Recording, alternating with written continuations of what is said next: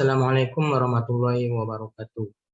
Perkenalkan, nama saya Muhammad Nafis Daulay dengan NIM 211030307064 dari Prodi Hukum Tata Negara Fakultas Syariah dan Hukum dengan mata kuliah Bahasa Indonesia dengan judul pembahasan pengenalan manajemen referensi 2. Di sini saya akan menyampaikan dua tema.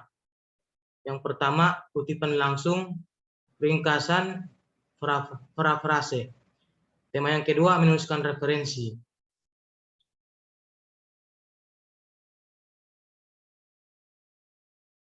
Tema yang pertama, kutipan langsung, ringkasan, parafrase. Dalam karya tulis, pengutipan karya seseorang atau kelompok orang dilakukan karena penulis ingin memperkuat gagasan tulisannya. Kutipan dalam karyanya menunjukkan penulis telah menghargai hasil penelitian orang lain untuk mendukung kegiatannya atau mengembangkan dan memperbaiki hasil penelitian yang sudah ada. Ada dua macam kutipan, yaitu kutipan langsung dan kutipan tidak langsung. Kutipan langsung ialah pernyataan yang ditulis persis seperti tulisan asli dari sumber tertentu. Dapat berupa kutipan yang singkat atau panjang. Kutipan singkat biasanya terdiri atas kurang dari 4 baris. Sedangkan jika lebih dari 4 baris dinamakan kutipan panjang.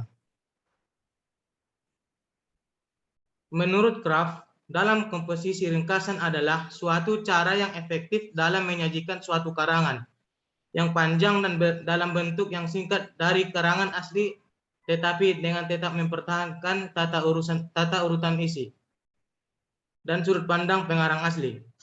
Tujuan dalam membuat ringkasan adalah memahami dan mengetahui isi sebuah buku atau karangan dengan menuntun seseorang agar dapat membaca karangan asli dengan cermat dan bagaimana harus menulisnya dengan tepat. Parafrase adalah membuat susunan mengekspresikan ide-ide asli yang dirujuk. Dengan demikian, gagasan utama dari sumber yang asli tidaklah dihilangkan, tetapi penulis menggunakan kata-kata sendiri untuk menjelaskan hal tersebut dalam suatu bentuk kalimat yang berbeda. Parafrase bertujuan untuk mempertahankan pendapat dan gaya penulisan di dalam artikel ilmiah. Tema yang kedua, menuliskan referensi. Daftar pustaka adalah serangkaian daftar yang memuat sumber acuan, rujukan maupun referensi yang digunakan, baik itu data yang diambil dari buku, jurnal, internet, ensiklopedia hingga media massa. Daftar pustaka merupakan salah satu elemen penting dalam penyusunan sebuah karya ilmiah karena berkaitan dengan tingkat orisinalitas suatu tulisan yang harus mencantumkan sumber dari berbagai kutipan hingga pemikiran.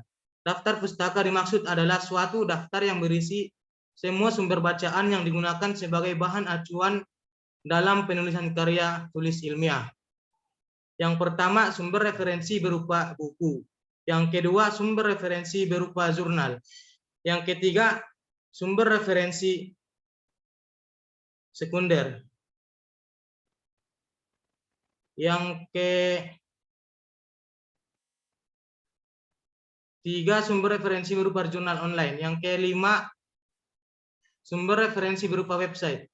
Yang keenam, sumber referensi berupa dokumen resmi pemerintah. Yang ketujuh, sumber referensi berupa media massa. Yang kedelapan, teknik mengurutkan daftar pustaka. C. Kesimpulan. Dari penulisan makalah ini dapat diketahui bahwa manajemen referensi merupakan sumber utama yang digunakan ketika ingin membuat suatu karya tulis ilmiah.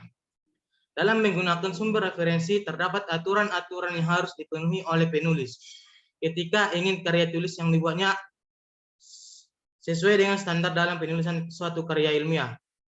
Aturan-aturan tersebut digunakan oleh penulis ketika hendak melakukan pengutipan atau mengambil suatu referensi dari berbagai media, seperti buku, jurnal, makalah, internet, dan lain sebagainya.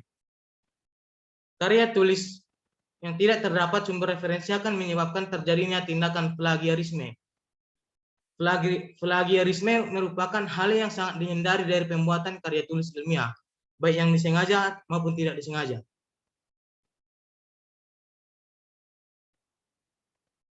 Mungkin cukup sekian yang dapat saya sampaikan. Kurang dan lebihnya saya mohon maaf. Kepada Allah saya mohon ampun.